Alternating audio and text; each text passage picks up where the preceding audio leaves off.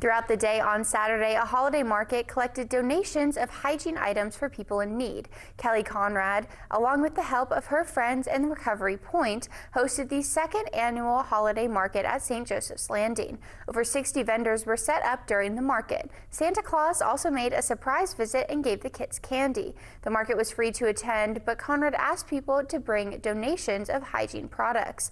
At last year's holiday market, they were able to collect enough items to create a hygiene closet. Conrad says she's pretty sure they collected enough to do another closet this year.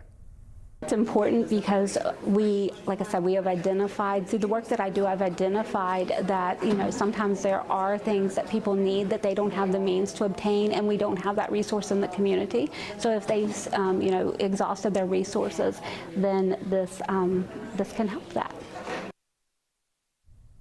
For more about the holiday market and its vendors, you can visit our website at WTAP.com.